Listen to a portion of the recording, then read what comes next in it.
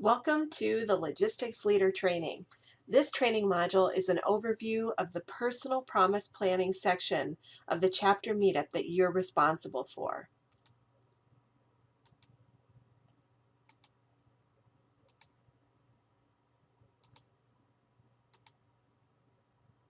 After watching this module, you will understand your role with the personal promise planning section at each meetup, and you will understand the step-by-step process to follow at each meetup. So here we go. After the chapter business section of each meetup will be some time for personal promise planning. As the logistics leader, you are responsible for facilitating this section of the meetup. Each personal promise section follows the same format. First, you will share a promise story.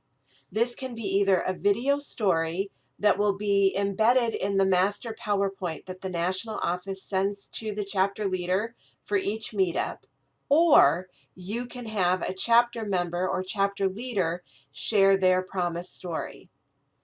After the promise story, you will allow time for members to do some personal promise planning using a promise planner and then writing the final promise on a promise card. Then finally, you will ask the chapter members to pair up with the person they're sitting next to and share their promise. So let's go ahead and run through the slides so you can see how this will go.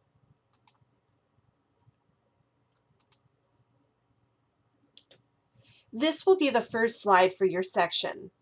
So once this slide comes up, you know it's time for you to go to the front of the room and present. If you are showing a video and there's a trigger warning for that video we will be showing, make sure to announce that trigger warning and make it clear that any chapter members who feel that he or she need to step out, that they're allowed to do so with no questions asked. And then once the video finishes and the discussion is over, invite that member or those members back into the room. So you will see this particular promise story has a trigger warning. The following video contains mention of drowning and death. So for this example, the promise story is called Gentle Giant. We will always embed the video in the PowerPoint, but just in case the embedded video does not work, we will also always share the link as well. So you would go ahead and play this video for the chapter. Immediately after the video is over, have everyone take a few minutes to write down or think about their initial thoughts to the Gentle Giant video or whichever video is shown. After a few minutes, you're going to ask 1 to 3 people to share their initial reactions. After you've gotten a few reactions, then ask the group to pair up and talk about questions number 2 and 3. After a couple minutes of discussion, you're going to then move on to the promise planning. So let's go over the 2 tools that we have for you to use with your chapter for promise planning. We are all familiar with promise cards. Promise cards, while a useful tool, do not account for a variety of things when making a commitment. These include any circumstances around your promise that could lead you to break your promise, what tools, plans, and steps you are taking to fulfill your promise, how important your word choice is, and the timeline for completion of your promise.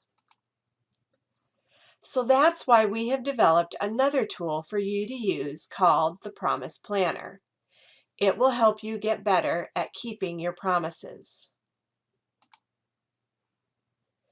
You all should have a promise planner and promise card.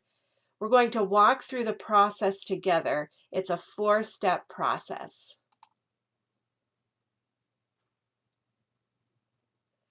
So the first step is drafting your promise. A promise is not just saying I promise, it's anything that you say you're going to do. That's what a promise is. So this step 1, the draft, helps you draft that promise and help you decide when you will start and when you will complete it. So take time to think about what one thing you've had in your mind that maybe you have been putting off, but something that keeps coming back to your mind. It could be something small. And in fact, I encourage you to start small. Write down today's date and then when you want to complete the promise by. Step 2 is thinking about what can affect keeping your promise. So consider the factors in keeping this promise. Are there others involved? What barriers are there that could keep you from keeping this promise? Take another few minutes and think through those questions and make notes on your promise planner. Step 3 is planning your promise. So how will you keep this promise? Do you need to put tasks on your calendar? Do you need or want an accountability buddy? Do you have a backup plan? Write out those steps that you will need to take to keep the promise. If you're a checklist person like me, you will love this section. So again, take a few minutes to complete this section. Then finally, you will write your promise card. So Dr. Gail Matthews, a psychology professor at the Dominican University in California, studied the art and science of goal setting. She had 267 people in her study, and she divided them into groups, those who wrote down their goals and those that didn't. She found that you become 42% more likely to achieve your goals and dreams simply by writing them down on a regular basis. The likelihood that you'll transform your desires into reality goes up even further if you share your written goal with a friend. So take the time, write down your final wording on your promise card. So here's a sample of a completed promise planner. Leave this slide up on the screen while you have the chapter pair up with the person they are sitting next to and share their promise.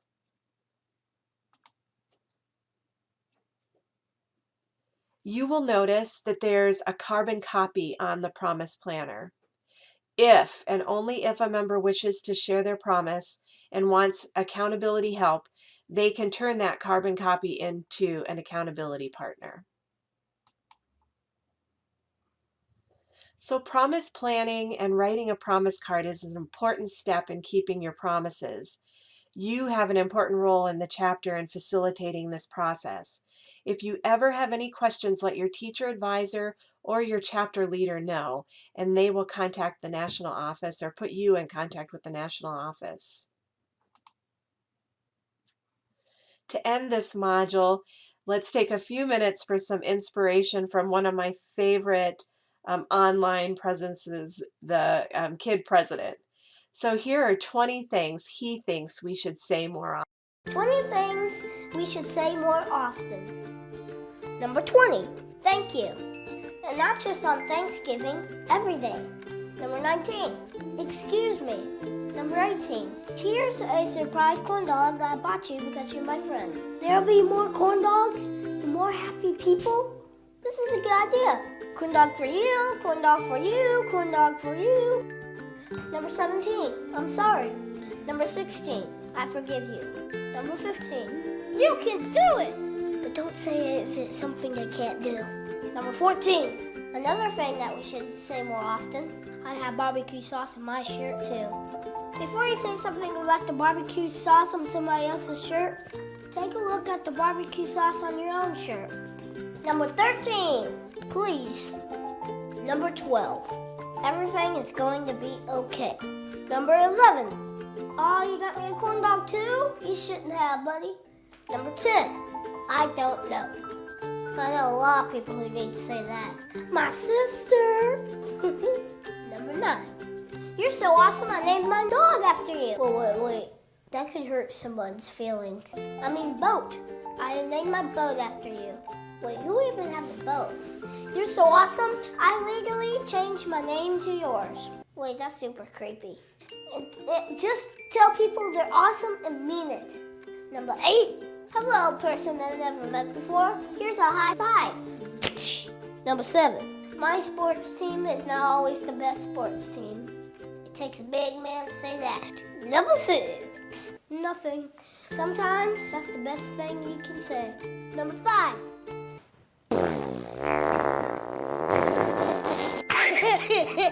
Doesn't mean anything, but it's just really funny. Number 4.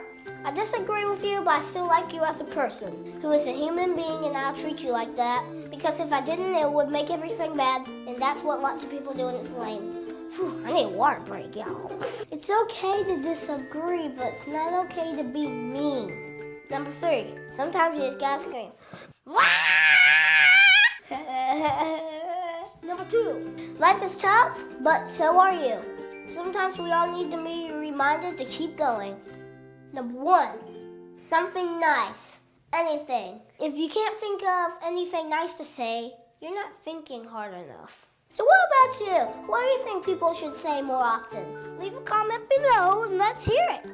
Oh, and I got a bonus one for you. Something that we should say more often? Let's dance.